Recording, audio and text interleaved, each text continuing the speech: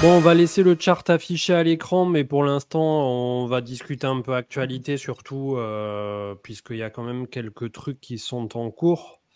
On va essayer voilà, de traiter différents sujets. On ne sait pas encore si on sera rejoint par Marc. On n'a pas eu plus de signes de vie que ça pour l'instant, donc voilà. Peut-être que oui, peut-être que non, en cours de route.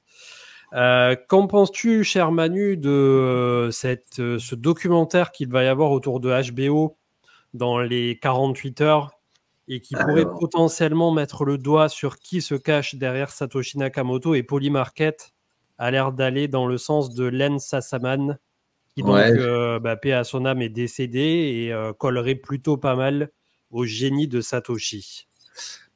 disons que, alors bon, une petite série sur Bitcoin, c'est toujours le bienvenu, hein, surtout en ce moment. HBO, c'est assez grand public, donc si ça peut faire parler un peu des cryptos qui sont quand même en berne, hein, pas mal en termes de nouveaux entrants, etc., ça fait plaisir, hein. Il faut faire venir l'exit liquidity, hein, comme on dit. Donc, bienvenue les amis. Et après, à savoir s'ils ont mis le doigt sur qui est Satoshi Nakamoto, je pense qu'à mon avis, ça va être un peu comme à chaque fois. On balance un nom, on monte des hypothèses, on réfléchit, etc. Et à la fin, on laisse un petit point d'interrogation. À mon avis, c'est du buzz et je suis pas certain qu'ils arrivent avec des nouvelles preuves ou quoi que ce soit. Tu peux balancer un nom, ça se trouve à la fin, ils diront c'est Elon Musk, hein. Donc, on ne sait pas, vraiment. Mais je ne suis pas surexcité. On va regarder ça. Après, l'histoire, on la connaît quand même pas mal. Je suis curieux de voir s'ils vont apporter quelque chose de nouveau à un sujet qui a déjà été traité quand même beaucoup de fois. Et est-ce que tu penses, est-ce que tu fais partie de ceux qui pensent que une révélation justement un peu trop précise serait nocive pour Bitcoin et pour tout ce qui est du côté philosophique de la chose? Mm.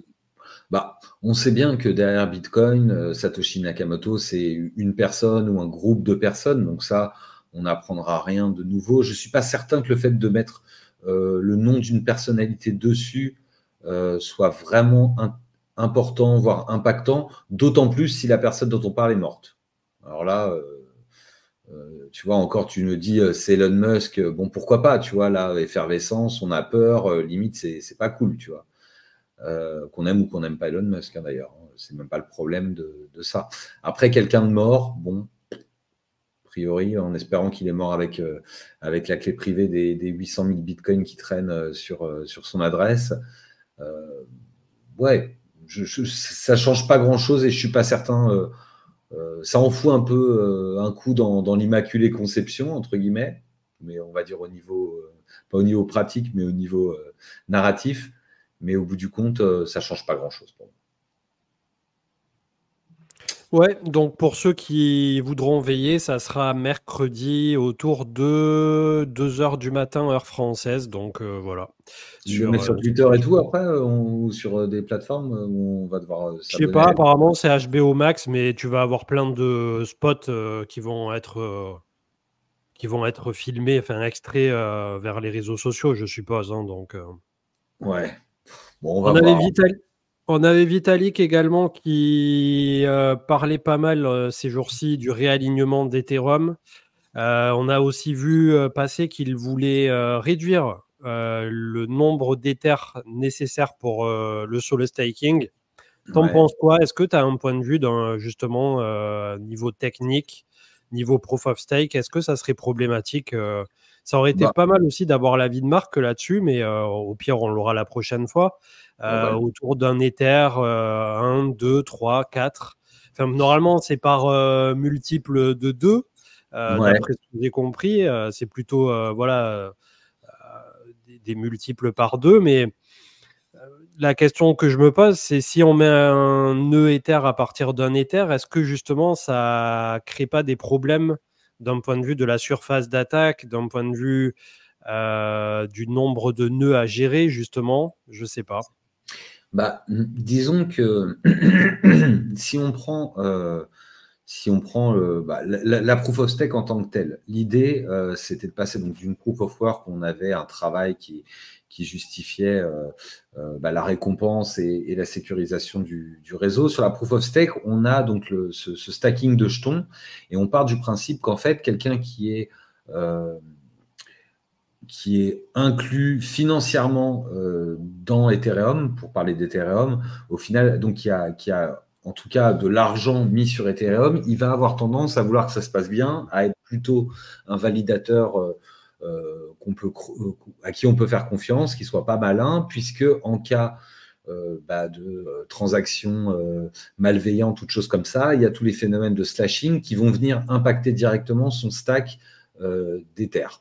Donc, on se dit, plus tu as d'argent dans le game, plus en règle générale, tu as intérêt à être honnête et à faire en sorte que tout se passe bien, puisque tu es financièrement impliqué dans la globalité et la bonne santé du protocole. Est-ce que si on diminue le nombre d'Ethers nécessaires pour stacker, on impacte, on va dire, cette vérité? Je ne suis pas sûr. Si tu es un stacker malveillant, à la rigueur, si tu as 2 Ethers… Bon, imagine, on prend les validateurs qu'on a aujourd'hui, on prend le même nombre, et imagine, on passe, allez, peut-être pas à 2, mais disons même on divise par 2 le nombre d'Ethers qu'il faut, on passe de 32 à 16. On va avoir au final 2 fois plus de validateurs. Ceux qui avaient 32 Ethers, au final, ils auront 2 fois plus de validateurs. Est-ce qu'au bout du compte, il y a plus de chances qu'il y ait de validateurs malveillants que quand c'est par 32 ? Étant donné qu'on augmente le nombre de validateurs, en proportion, a priori, il y en a autant. Donc, je ne suis pas sûr, enfin, moi, de prime abord, je ne suis pas sûr que ça a un impact sur la sécurité. Par contre, l'impact que ça peut avoir, c'est un impact sur le nombre de validateurs. Parce qu'en fait, le fait de devoir avoir 32 Ethers pour pouvoir avoir un validateur, si on prend un Ether à 2500 $, ça fait 80 000 $ pour être validateur. Et clairement, ça exclut la majorité des gens d'être validateurs. Si aujourd'hui on passe à 2 Ethers, comme tu l'as dit, on passe à 5 000 $. À 5 000 $, on peut avoir beaucoup plus de gens qui vont venir aider à sécuriser le réseau.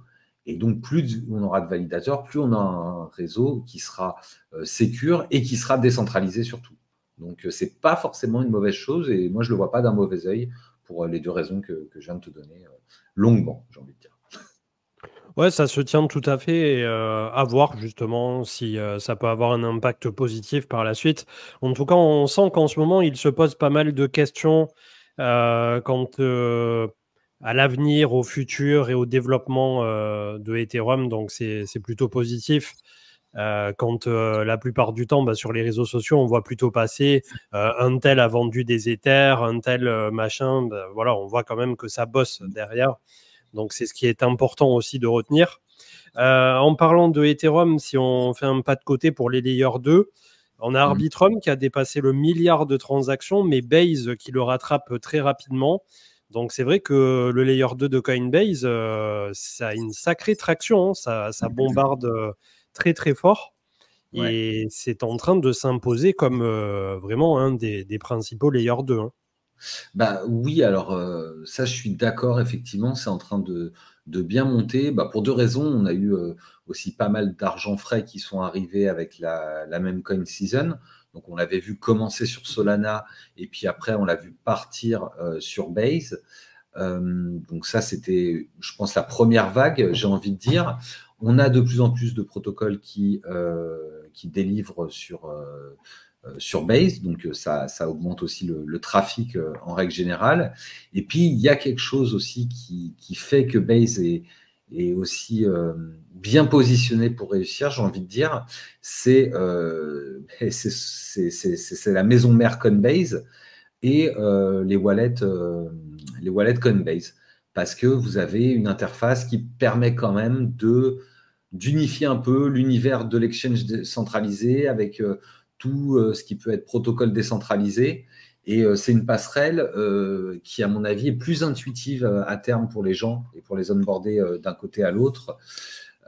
Et donc, ça, c'est une arme qu'ils ont. Et on a vu qu'à l'époque, ça avait quand même pas trop mal fonctionné avec Binance.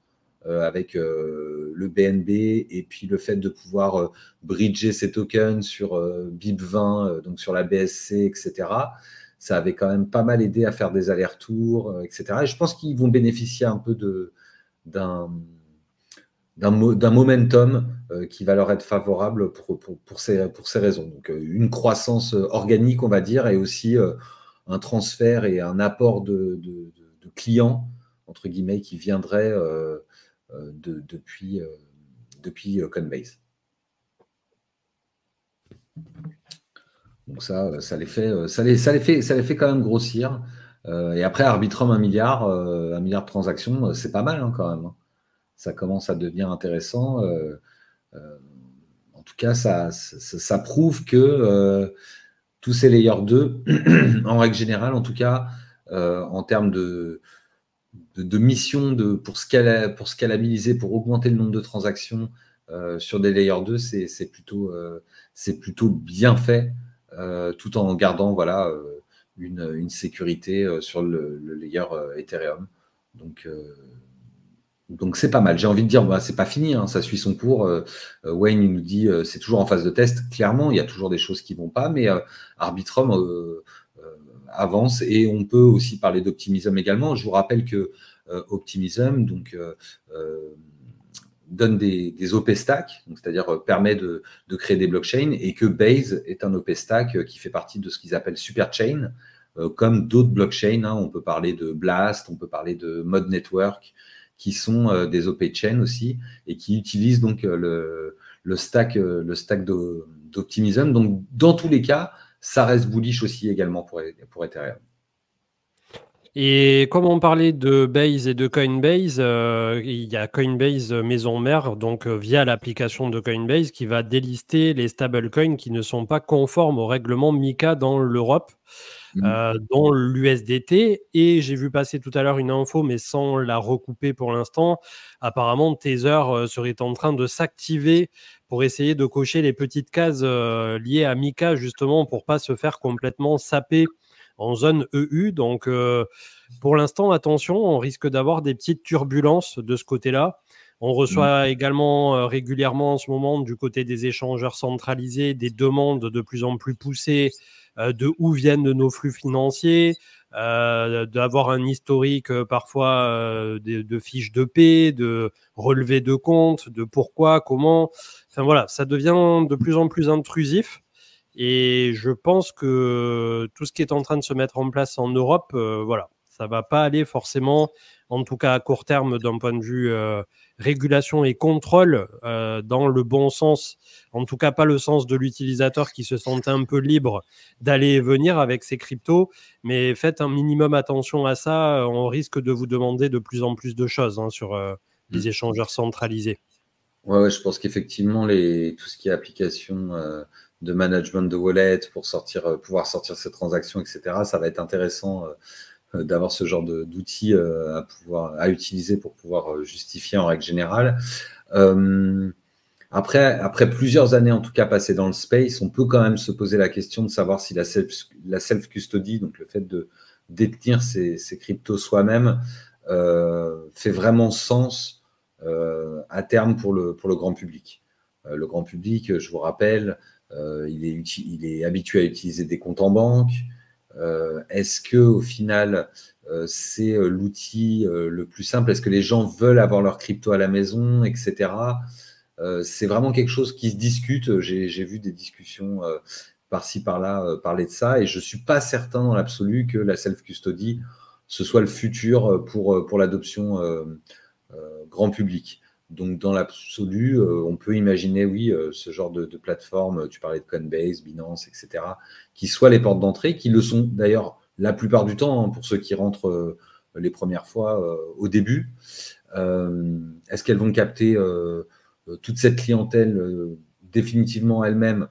Pas forcément. Je pense aussi, à la vue de ce qu'on a eu avec tous les ETF, etc., qu'on va avoir également de la custody qui va, au final, un moment ou à un autre, arriver dans le monde bancaire, et à terme, voilà, hein, on en a déjà parlé, mais le plan d'épargne Bitcoin ou des choses comme ça seront des produits qui pourront être proposés au plus grand nombre avec une custodie des assets qui est faite par des boîtes spécialisées.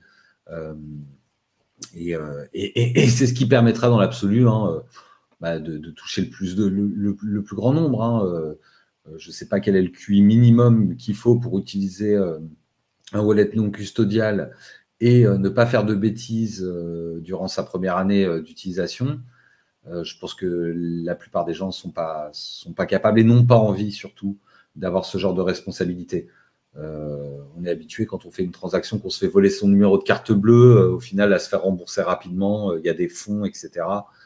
Je pense que ce sera dans l'air du temps. Et la self-custody, ce sera réservé à une élite, j'ai envie de dire. À vous, l'élite. Ouais, c'est clair. Mais ça vaut le coup. On est vraiment sur une période où ça vaut de plus en plus le coup, même pour ceux qui pensaient rester ad vitam sur les échangeurs centralisés, de justement faire cet effort. Et bien que dans notre auditoire, je pense qu'aujourd'hui, notamment ceux qui auront pris 43 mois de Prime sur notre live Twitch, vous avez suffisamment eu de cartouches côté DeFi pour naviguer entre les échangeurs centralisés et la finance décentralisée. Mais voilà, c'est vrai qu'aujourd'hui, on a la sensation que la vis est serrée de tous les côtés.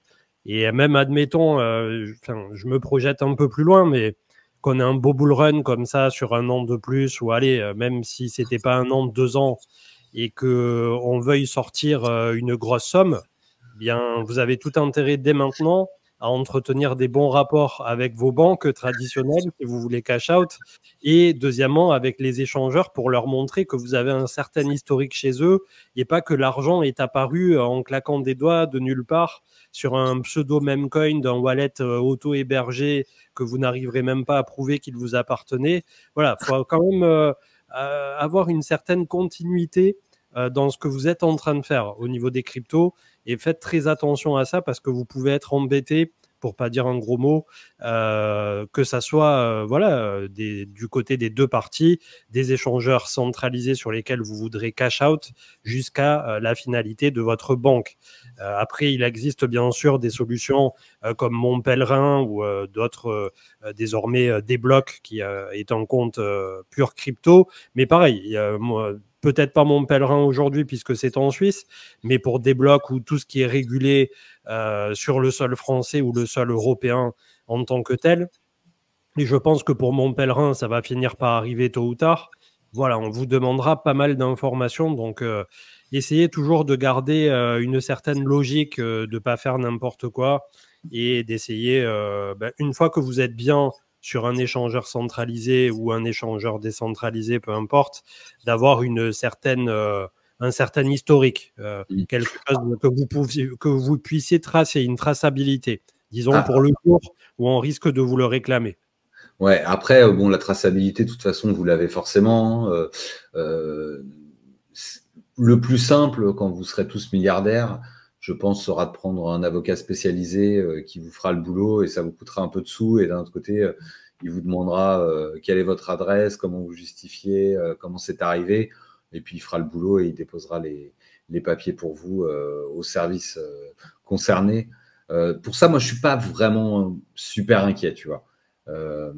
L'avantage de la blockchain, c'est que la comptabilité, elle est faite automatiquement, quoi. Tu vois, en plus avec des outils, si tu rajoutes derrière, alors des banques, pourquoi pas, mais si tu rajoutes des Arcam, des choses comme ça, tu as vraiment des historiques qui sont complets. Il faudra juste que dans les services concernés, il y ait des gens qui savent, qui comprennent en tout cas ce que vous leur fournissez comme preuve. Après, bon, dans l'absolu, vous pouvez aussi attendre qu'on puisse payer en Ether, en Bitcoin, les biens et services. Hein. C'est aussi une possibilité qui arrivera à un moment ou à un autre. Après, pour acheter une maison en Bitcoin, bon, c'est pas encore demain la veille, mais je pense que c'est clairement faisable avec un petit peu de galère. Et puis, ça se trouve dans 2, 3, 5 ans, ce sera quelque chose de totalement standardisé. Ouais, c'est clair. Il y avait quoi encore comme petit sujet qu'on voulait voir? Il y avait Sidi qui était sorti de prison, mais ça commence à dater. Bon, c'est bien, ça Euh, va. Ça, on peut quand même dire que Sisi qui sort de prison, c'est bullish. ouais, et apparemment, pendant son séjour en prison, d'après les estimations des aficionados de ce genre de calcul, il aurait gagné 25 millions de dollars par jour pendant qu'il était ces quelques mois en prison. Et ça, c'est le fait, voilà, hein, tu stacks tes cryptos, tu déposes un petit peu sur AV pour faire un peu de rendement, et hop, hop, hop, hein, 25 millions par jour, hein. Donc, Ça est-ce que tu commence à crois faire, hein? tu crois qu'il a des problèmes, lui, pour déclarer? On l'emmerde?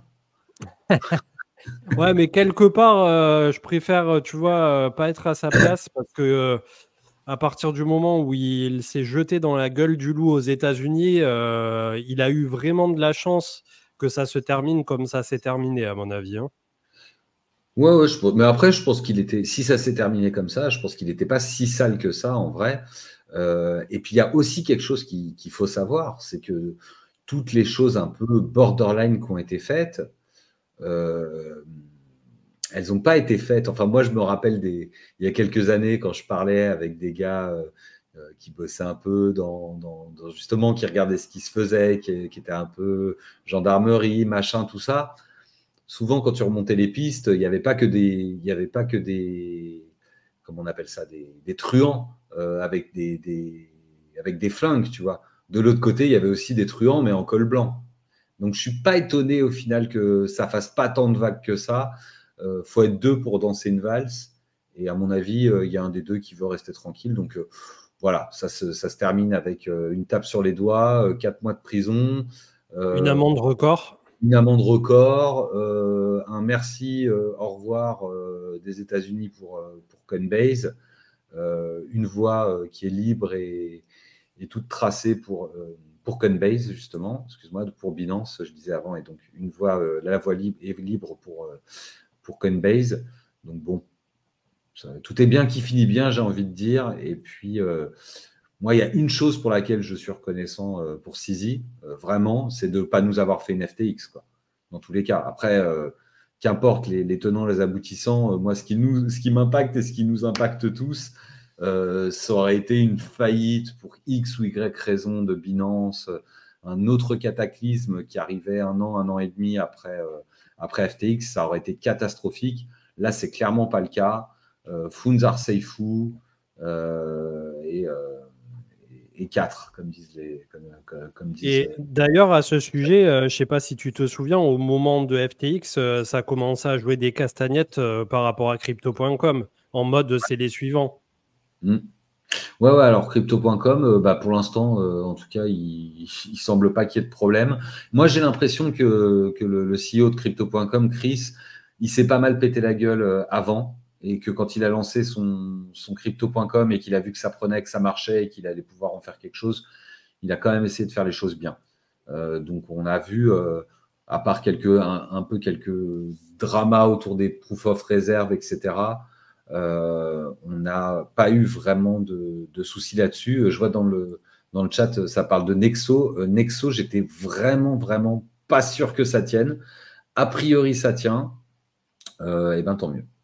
On n'était pas pour la faillite de tous ces gens-là. Et on a déjà eu vraiment des grosses, grosses faillites. Et ceux qui ont réussi à récupérer un peu d'argent, bah, tant mieux. Désolé qu'ils vous aient remboursé au prix du bottom au lieu de vous rendre les actifs, hein. Fallait bien payer les avocats.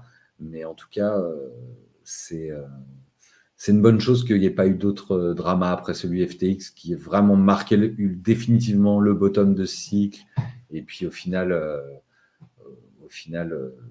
voilà, on repart, je vois ton chart, il a l'air quand même propre. Ouais, quand on regarde en mensuel, le seul truc un peu alarmant, c'est le MACD hein, qui est plutôt sur une vague descendante, mais c'est le seul time frame au final qui est un peu dégueu parce que l'hebdo, bah, c'est l'inverse. Il s'apprête à croiser positivement sur la zone neutre. Donc, est-ce que la macro et les time frames très longs en trimestre vont prévaloir en nous empêchant d'accéder dans le semestre qui vient à notre bull run? Voilà, c'est la seule question qui demeure hein, finalement à court terme. Est-ce que ce macro n'est pas en train de nous jouer un mauvais tour, un peu caché pour l'instant, mais qui nous sortirait, qui nous exploserait un peu au visage comme un diable qui sort de sa cage? La macro, oui, c'est sûr que ça a un impact. On pourrait avoir un artefact si demain ça part en guerre généralisée au Moyen-Orient, par exemple, des choses comme ça. On pourrait avoir un impact type 2020, type Black Swan Covid. Dans l'absolu, quand tu regardes le bull run précédent, tu vois, ton MACD, à un moment, il a fait un peu la gueule et puis il est reparti pour un tour. Donc je ne suis pas plus inquiet que ça tant que ça ne croise pas. J'ai l'impression que ce que tu as tracé sur la courbe, on dirait une sorte de biseau descendant, boule flaguisant. Tu as tweeté aujourd'hui d'ailleurs sur le choc de supply, j'ai vu. Voilà, tout ça mis bout à bout, il n'y a pas vraiment de raison. Et puis même la macro, tu dis ça, je ne sais pas comment ça peut partir, mais j'ai pas l'impression que tout le monde ait envie de voir un baril de pétrole à $200. Ouais, il y a ça, il y a le président des États-Unis. Bon, ça, je sais même pas si c'est réellement un événement, mais c'est sûr que s'il y a un président des États-Unis qui est un peu plus pro-crypto que l'autre, ça peut toujours faire un peu le job. Mais voilà, c'est vrai qu'on est à un pivot là qui est quand même assez important, multimarché. On a le SP500 qui continue de nous pousser, et encore qu'aujourd'hui, peut-être, ça a ouvert léger dans le rouge, ouais, c'est ça. On est légèrement rouge aujourd'hui sur cette deuxième semaine d'octobre. Donc, pour l'instant, malgré tout, on est très, très haut perché sur les indices. Donc, je sais pas, il y a quand même un truc un peu bizarre avec la Fed qui finalement a baissé les taux de 0,50 et tu le vois en bas de ma liste là, US 0,20, 0,2, 0,5, 10, 20. Il y a tous les taux qui continuent d'être vachement soutenus au niveau des bonds et tout ça. Donc, c'est pas franchement ce qu'on a envie de voir avec un dollar aussi qui a rebondi, le DXY. Je sais pas à quel moment vraiment tout ça va s'inverser, tu vois, en termes de polarité. On n'y est pas encore aux étoiles bien alignées en notre faveur pour les marchés à risque. On en parlait déjà la semaine dernière, mais ce qui fait vraiment la différence au bout du compte, c'est la liquidité, quoi. Et donc cette liquidité, aujourd'hui, tu le dis, les taux d'intérêt sont encore hauts à 5, 10, 20 ans. Tant que ça baisse pas plus, entre guillemets, voilà, tu vois, c'est quand même... quand tu es payé 4% sur 2 ans, faut pas espérer non plus que la liquidité revienne dans les actifs risqués tout de suite. Quand ces taux-là, ils vont commencer à baisser, et c'est ce qui va normalement arriver tout du long, on va avoir de la liquidité qui va revenir sur les actifs à risque. Donc, on verra sur le SP500 pour commencer, et puis les cryptos après. Et puis après, si jamais l'économie se porte plus ou moins bien, qu'il y a de la récession, des choses comme ça, et qu'on repart dans une impression monétaire, et tu parlais de la macro, les guerres aussi favorisent l'impression monétaire d'une certaine façon, parce qu'il faut bien financer toutes ces armées, toute la dette dont on a besoin pour créer des armes, pour se foutre sur la gueule. Il faut bien que ça vienne de quelque part. Et donc ça, c'est clair que au bout du compte, on aura un dollar qui baissera et un bitcoin qui montera. Ça, c'est plutôt certain. En tout cas, voilà, c'est le truc à suivre pour les 6 prochains mois, et je pense que ça sera totalement corrélé à ce qu'on observera sur le marché crypto. On a le VIX d'ailleurs qui continue de s'offrir un peu une remontada. Donc, pour ceux qui ne savent pas ce que c'est l'indice de la peur, mais qui est qualifié de la peur, mais qui officiellement est l'indice de volatilité du marché américain et du SP500. Donc là, on est quand même, quand on repasse au-dessus des 18-20, sur un marché qui est tendu. Alors, est-ce que, comme on le disait à l'instant, c'est le conflit qui est en train de monter en intensité au Moyen-Orient qui fait chauffer un peu tout ça? Mais voilà, je suppose que on est sur un moment un peu charnière, tu vois, à seulement un mois et des brouettes de l'élection du nouveau président des États-Unis. J'ai vu tout à l'heure, même sur Polymarket, que ça avait décalé de 7% en une seule journée ou 6% en faveur de Donald Trump. Ce matin, on était à peine à 1%, 1 point de décalage entre Trump et Kamala. Là, maintenant, il est un peu à 54 ou 55%. Donc, peu importe où l'on regarde, on sent qu'il y a une tension qui est assez générale et palpable. Et nous, cette tension pour le marché crypto, elle arrive en bout de course d'une contraction qui dure depuis 7 mois sur le prix.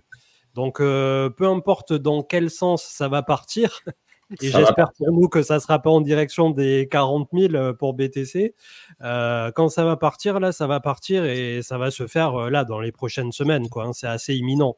Si c'est Ouais. pas dans la semaine, là, je crois que cette semaine, il y a le CPI de nouveau, il y a l'inflation. Donc peut-être que ça pourrait être le juge de paix ou de guerre pour les marchés. Mais en tout cas, on en est là et c'est vrai que tant qu'on n'aura pas eu le déclenchement de ce gros mouvement, ben, on est tout le temps un peu à répéter les mêmes choses, hein, malheureusement.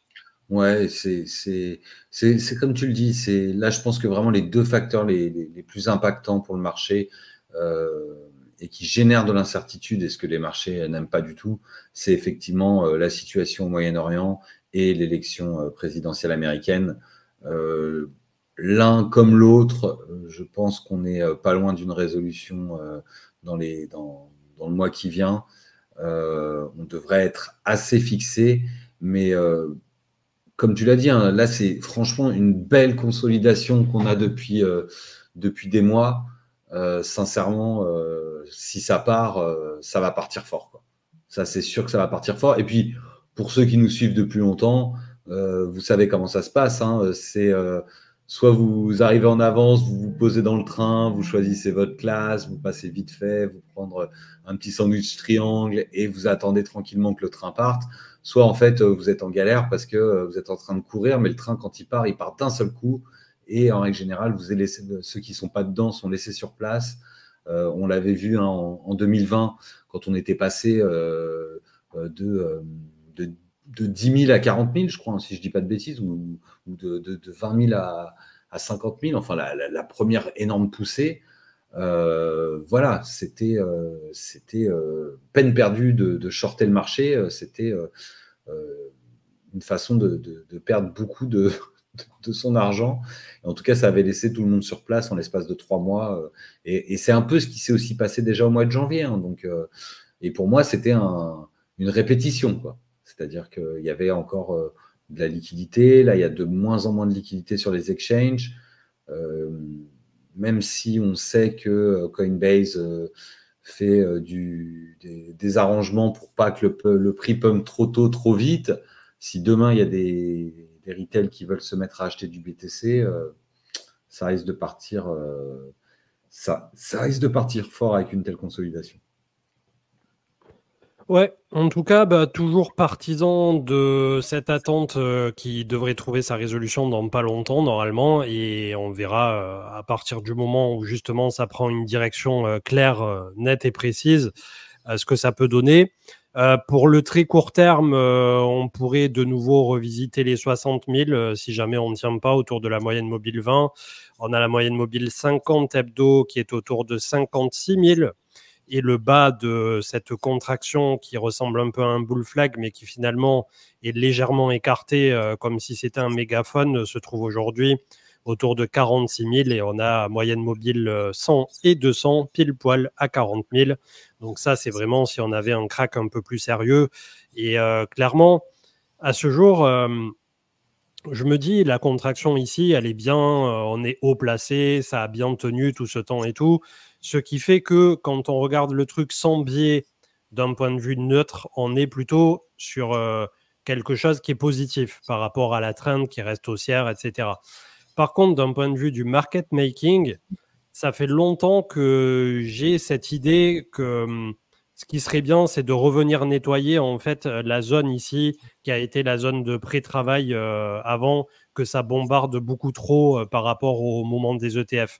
Et en fait, si on arrivait à purger en peu de temps, d'avoir un truc un peu, tu vois, en mode V-bottom, comme on l'a eu peut-être sur la bougie ici du 5 août, où comme on l'a eu parfois, voilà, on l'a vécu plein de fois, même au moment du crack Covid, d'avoir un truc bien salace ici sur le dernier trimestre 2024 qui viendrait traumatiser, entre guillemets, tout le monde, mais qui, d'un point de vue structurel de marché, viendrait juste finalement retravailler une zone qui est une zone de travail. Je vais vous mettre le volume profile pour étayer mon propos, qui est juste monumental ici. On a le gros du volume profile qui, en tout cas sur ce bloc-là, est très important autour de la zone des 40 000.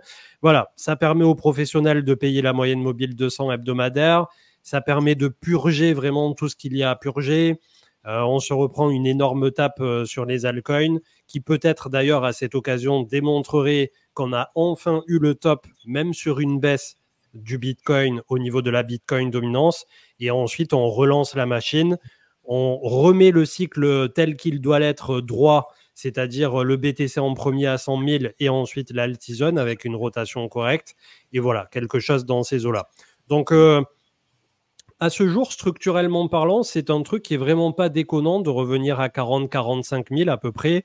Mais quand on regarde la structure telle qu'elle est faite aujourd'hui et la consolidation qui s'est faite dans un mouchoir de poche, entre guillemets, quand on voit les amplitudes de volatilité qu'a pu connaître le Bitcoin, oui, il y a plus de chances qu'on essaie d'ici la fin d'année, début 2025, d'aller péter vers un nouvel ATH sans passer entre-temps par la case 40 000.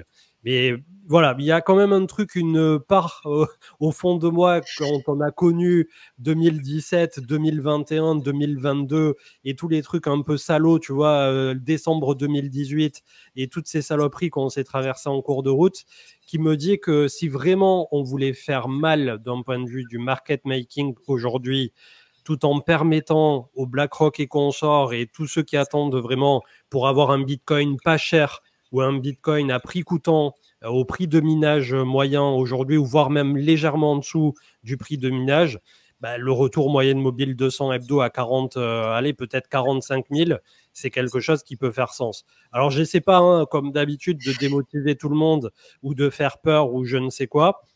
Comme je le disais aujourd'hui, quand on regarde d'un point de vue purement neutre, on est au perché ici, et quand on regarde en bougie, en mensuel, voilà, on est en train de travailler autour de l'ancienne ATH. Donc clairement, c'est très très propre. On ne peut pas dire le contraire. Mais il y a toujours ce petit truc où le marché US, on a vu, quand il monte beaucoup, on est très peu corrélé. Et dès qu'il baisse, on se recorrèle immédiatement pour chuter en ligne droite avec ce dernier. Et aujourd'hui, la problématique qu'on rencontre, c'est malgré tout qu'on a un marché US qui, on le voit, hein, au niveau du SP500, du Nasdaq et tout ce qui va bien, on est très, très haut perché.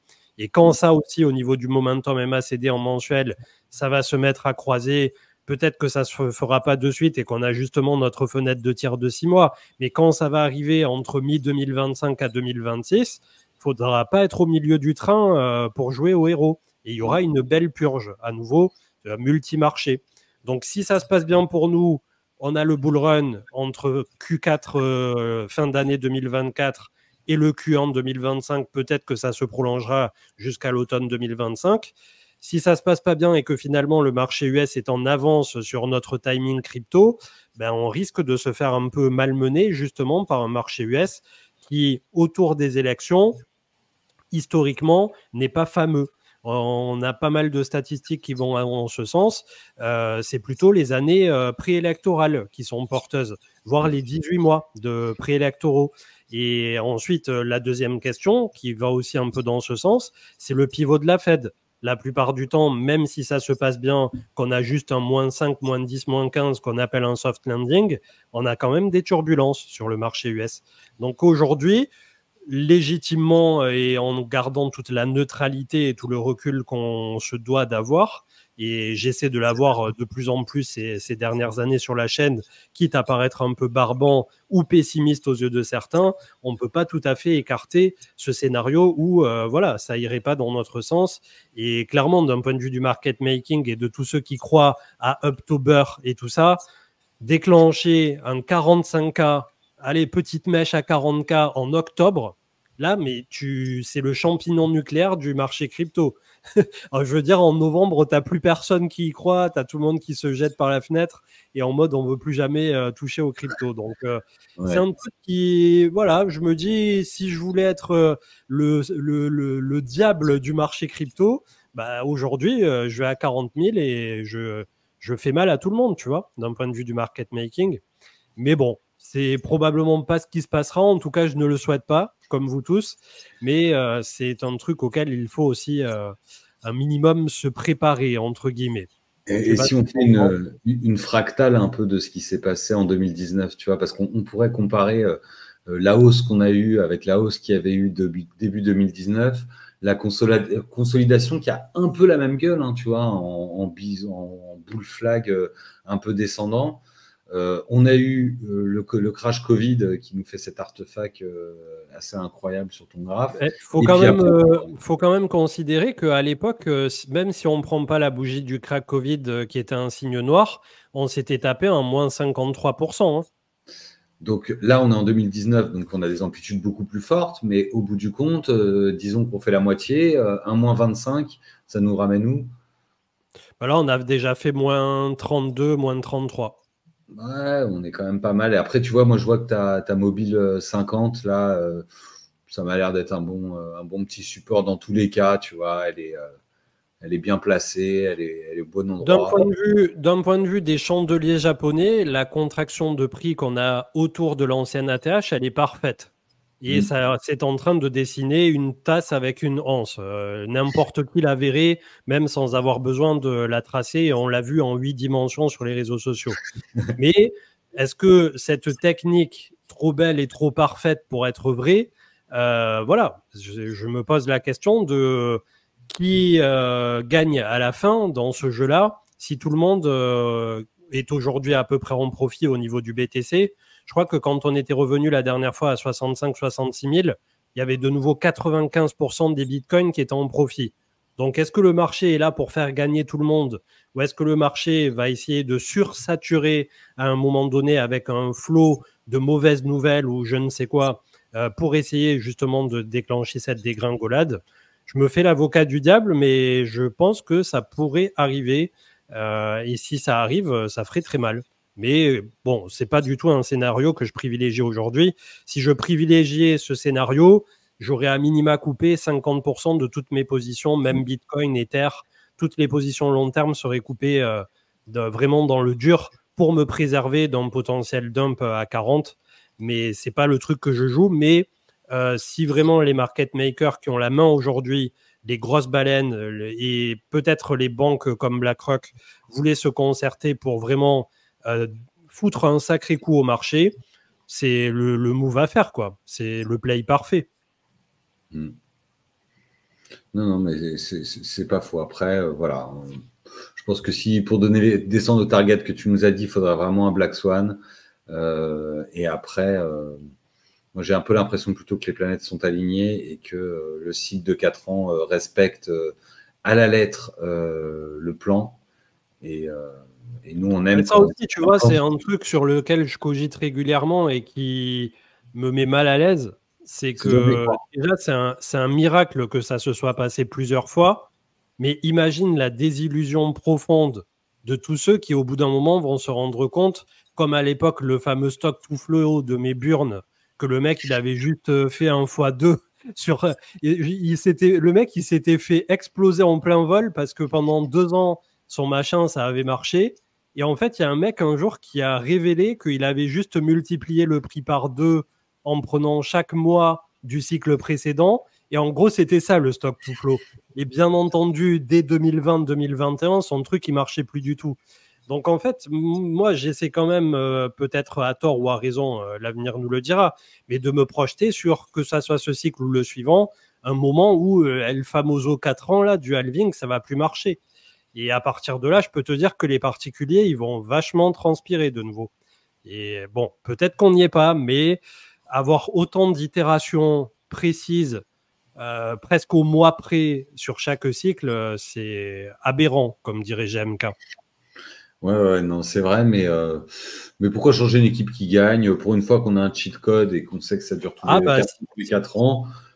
Par contre, c'est peut-être la dernière fois, mais ça, je pense que c'est l'entrée dans le super cycle, entre guillemets, qui nous dira que les 4 ans sont terminés, d'autant plus que pour moi, cette cyclicité, elle est vraiment dépendante de la récompense des mineurs pour Bitcoin et que cette récompense diminuant de cycle en cycle, au bout du compte, ça aura de moins en moins d'impact. Aujourd'hui, je pense que les mineurs, même avec un Bitcoin à 60 000, ça doit un peu tirer la gueule. Il y a un moment où ça ne peut pas. Je suis pas persuadé avec un BTC à 60 000 parce qu'on le voit au niveau du hash rate, sans qui les ATH. Je pense que le prix moyen du minage aujourd'hui, il est plutôt autour de 40-45. Est-ce qu'on fait encore des ATH sur hash rate? Tu as raison. Je vais aller voir, mais. Je suis pas du tout sûr que l'industrie minière actuellement, elle soit dans le mal. Bon, en tout cas, on vient de toper sur l'ATH qui datait du 9 septembre. On est au même niveau.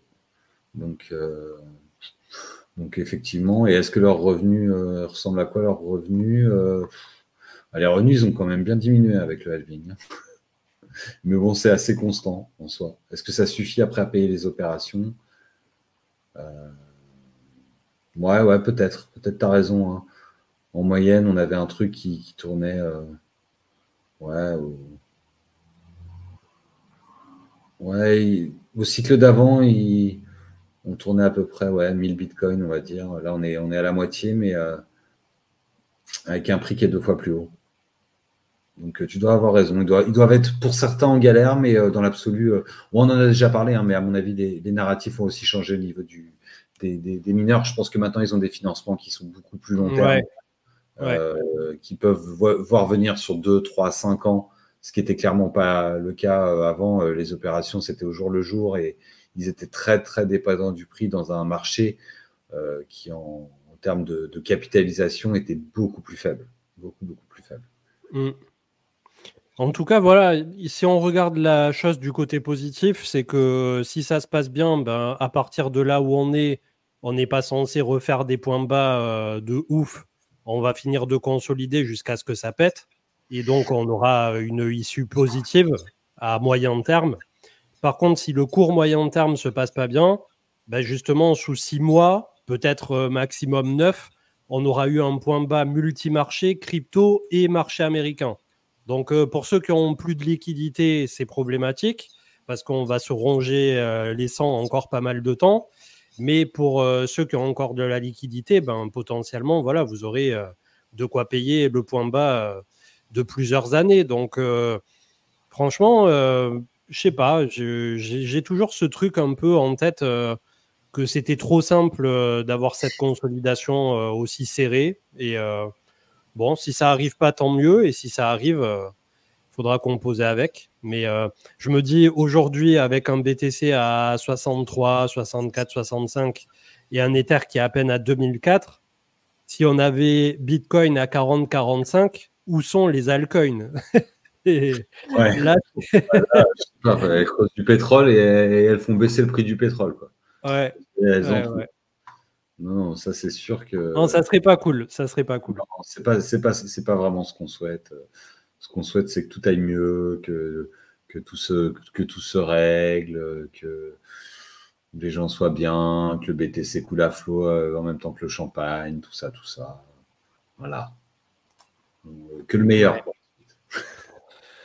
Ben, je pense qu'on a à peu près fait le tour pour ce soir. On va peut-être prendre une ou deux questions pour clôturer. Ça fera une petite heure ensemble et ça sera cool. Et voilà.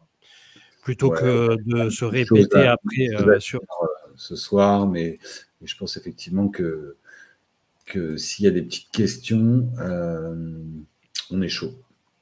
On est chaud pour les prendre. Alors, des risques de volatilité avec le doc de HBO sur Satoshi? Je pense pas du tout. Est-ce que j'ai toujours des antidépresseurs en stock? Je n'ai jamais pris d'antidépresseurs. Je suis bien trop optimiste pour ça. Et donc, je n'en ai pas en stock. Et mon malin plaisir, c'était bien sûr de les refiler aux autres, hein, pas de les prendre pour moi-même. Un bull run fin 2025, CM. Est-ce que tu prends? C'est exactement le scénario de si ça se passe pas bien, en fait. On ferait un point bas dans les 6 mois et multi-marché. Et on aurait un bull run qui serait décalé à fin 2025, début 2026. Ça reporterait tout d'un an, je pense. Et ça collerait plutôt pas mal à avoir passé l'élection américaine, à avoir l'année de battement du pivot de la Fed, qui, en général, d'un point de vue médian historique, voilà, pendant un an, ça dandine un peu, le temps que, justement, la liquidité revienne réellement sur le marché américain et qu'on refasse partir la croissance, etc.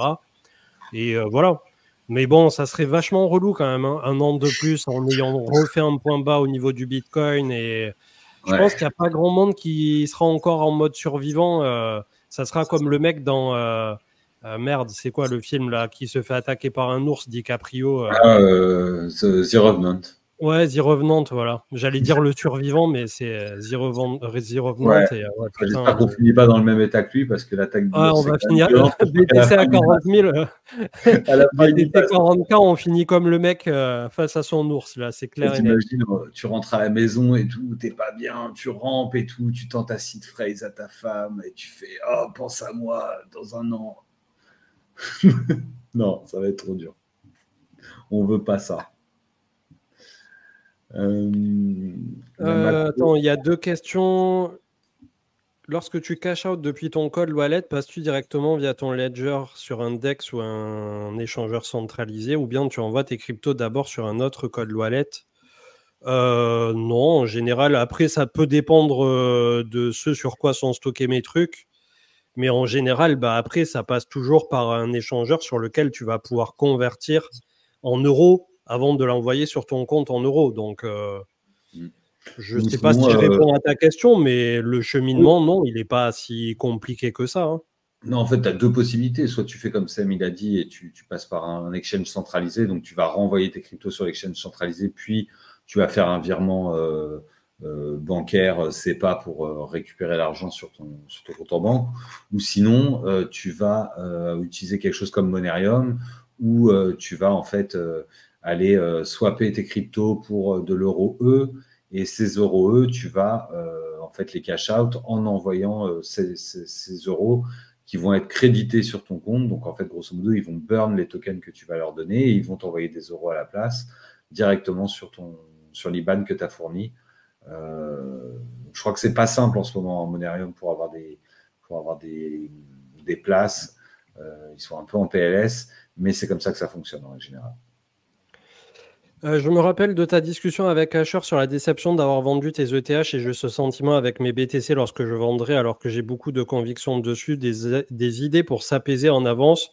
Bah, c'est tout simplement après, si tu crois suffisamment dans Bitcoin pour le garder 10 ans, ben voilà, libre à toi. Mais après, si tu as des projets de vie où tu as besoin d'euros sonnant et trébuchant, t'acheter une nouvelle voiture, partir en voyage, une nouvelle maison, si tu as gagné beaucoup, ou si tu as gagné vraiment beaucoup, changer de vie et prendre toute ta famille et partir à l'autre bout du monde, si tu avais envie de faire ça, bah, tu n'as pas forcément envie de garder les BTC pour juste te dire ok, j'ai gardé les BTC. Tu as envie aussi d'avancer dans ta vie. Donc, le sentiment de se séparer d'un actif, quand bien même tu as des convictions dessus, il relève aussi du fait que tu as besoin d'avancer dans ta vie et que si tu as généré une grosse somme, que ça soit sur du Bitcoin ou du Shiba, bah, tu te sers de cette grosse somme pour avancer et aller de l'avant dans les objectifs que tu t'étais fixés, au-delà de l'aspect fondamental.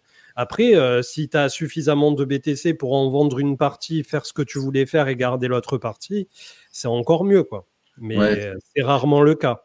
Non, mais c'est ce que tu dis, c'est-à-dire qu'en fait, à ce moment-là, peut-être décide de l'allocation de tes bitcoins que tu vas avoir, ou tes bouts de bitcoin, hein, de ton stack de bitcoin, décide de comment tu l'alloues entre le court, le moyen et le long terme. Donc déjà, tu seras moins stressé parce que tu sais que, imaginons que tu es, je sais pas, pour faire simple, hein, tu as 3 bitcoins, tu en mets un court terme, un moyen terme, un long terme. Bon, bah, tu sais quand tu as atteint tes objectifs, le court terme, il est vendu et c'est réglé. Le moyen terme, bon, tu vois que en fonction du marché, peut-être tu en revends la moitié à un moment si ça continue à monter. Et puis bah, la moitié qui te reste, bah, au final, tu la gardes. Et comme on dit dans le chat, tu l'utilises en DeFi, tu imprimes un petit peu de cash avec pour pouvoir libérer une partie du capital qui était dedans. Et, ou sinon, bah, tu les stockes comme tu stockerais un lingot d'or. Imagine que si tu avais acheté un lingot d'or, tu ne te poserais même pas cette question. Tu te dirais, bon, mon lingot, de toute façon, je l'ai pour 10 ans. Et donc, tu ne te dirais pas, tiens, je viens de l'acheter la semaine dernière et le mois prochain, je vais le revendre. Mais en fait, tu ne le ferais pas. Alors, on passe les taxes, etc. hein, mais, euh, mais voilà un peu le concept. Par contre, ce qu'il faut savoir, c'est qu'il faut être assez accroché pour savoir que si tu prends un moins 50, moins 70, moins 80 sur le prix de ton Bitcoin, au final, ça ne change rien parce qu'un Bitcoin égale un Bitcoin. Tu vois, moi, il y a du Bitcoin que j'ai gardé pendant tout ce bear market. Au final, oui, il est passé de 70 000 à 18 000 hein, au final. Mais c'était pas grave, c'était du bague long terme. Alors oui,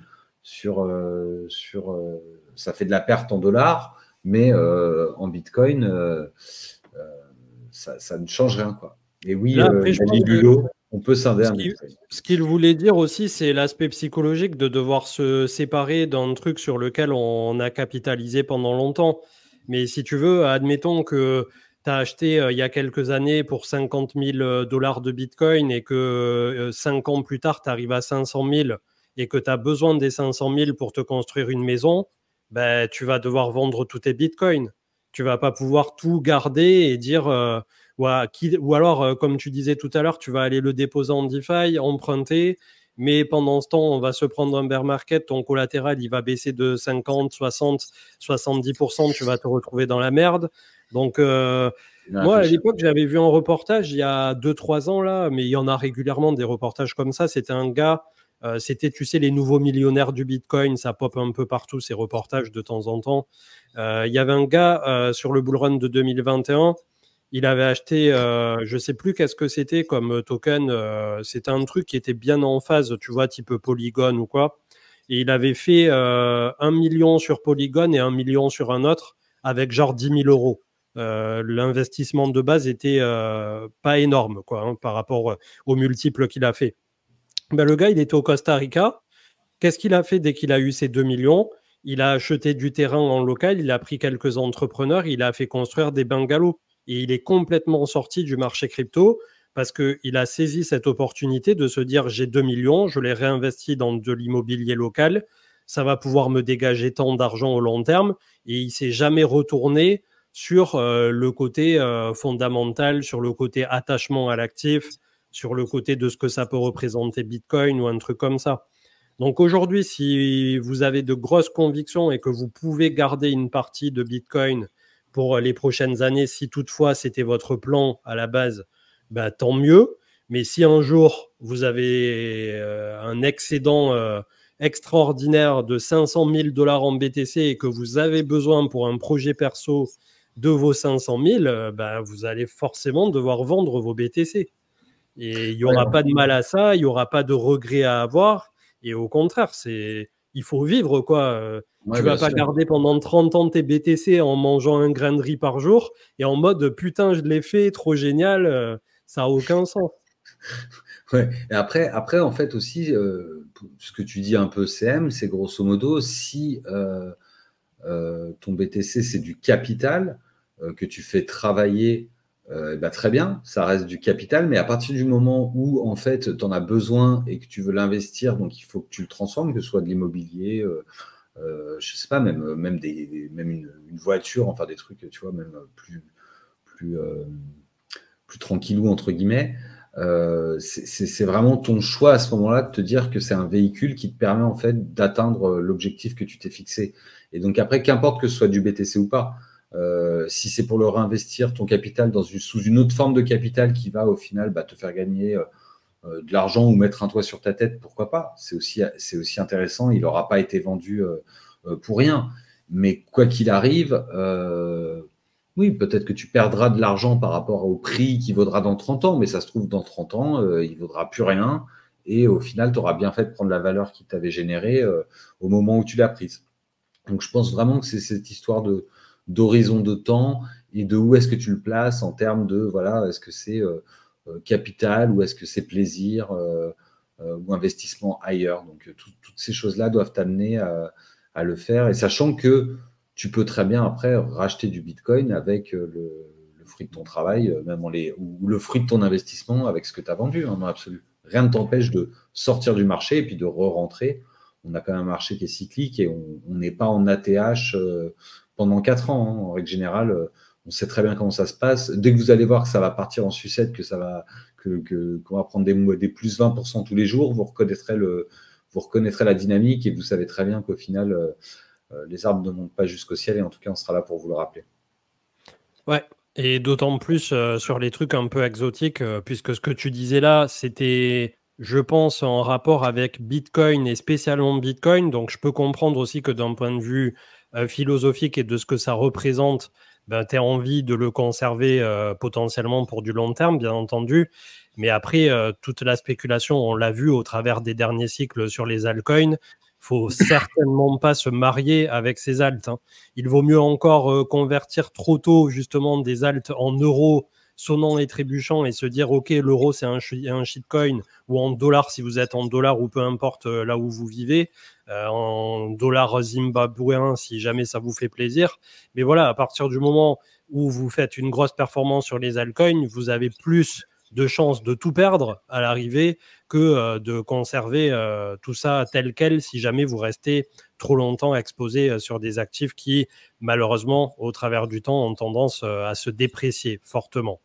Donc faites très attention à ça et surtout, ne vous faites pas trop avoir par le message prédominant souvent des réseaux sociaux, en mode pas vendu, pas perdu, en mode de toute façon, ça sert à rien de vendre ses crypto-monnaies.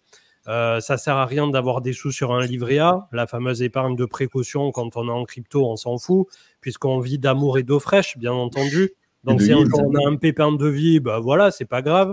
Enfin bref, on lit beaucoup d'âneries sur les réseaux sociaux, mais aujourd'hui, je pense que, au vu de notre auditoire, comme on le disait la dernière fois, qui est plutôt situé sur une moyenne de 35 ans, on se doit aussi de parler de personnes adultes à personnes adultes qui ont une vie d'adulte, qui ont des enfants, qui ont un appart, une maison, une voiture, et qui ont besoin de se sécuriser aussi. Et pour certains, voilà, de petit à petit réussir à s'élever un peu. Donc, le but aussi, au travers de tout ça, si on peut résumer, c'est comme d'hab de trouver votre propre chemin dans tout ce dédale de potentiels chemins et de ne pas vous foutre trop la pression, de ne pas vous sentir inférieur par rapport à ce qu'on pourra vous faire ressentir parfois sur les réseaux sociaux. Des gens qui sont complètement déconnectés de la réalité de la vie de tous les jours. Et je pense qu'à partir de là, ça se passe plutôt pas mal. Et que du moment que vous arriverez à sortir quoi que ce soit de positif de votre aventure d'investisseur / crypto, puisque ça fait partie de l'investissement, je suppose qu'il n'y a pas de regret à avoir. Et c'est que du positif à en retirer, peu importe le choix que vous aurez fait à l'arrivée. Sur ces belles paroles, ça fait 1 heure et des brouettes et je pense que pour ce soir, on aura traité pas mal de sujets. Donc, merci à tous d'avoir été là. C'était bien cool. On se retrouve mercredi pour la quotidienne sur YouTube. N'hésitez pas aussi à nous rejoindre sur la newsletter de l'Oracle puisque par la suite, il y aura d'autres choses qui vont arriver. Donc, je vous mets le lien dans le chat pour notre petite newsletter gratuite qui pop tous les lundis à 9 h dans votre boîte mail. On essaie de monter en puissance puisque c'était un format sur lequel on n'avait pas forcément capitalisé à la base, mais on trouve ça plutôt sympa aussi d'offrir de l'information comme ça qui fait un récap hebdomadaire. Cet été, on faisait des petits récaps du côté de Twitter aussi, ça avait l'air de vous plaire. Donc, on essaie de vous apporter des nouveautés. Et donc, on vous souhaite une très bonne soirée. Merci à tous, c'était bien cool. Et on vous dit à plus tard et à mercredi sur YouTube. Ciao, ciao. À très bientôt. Ciao.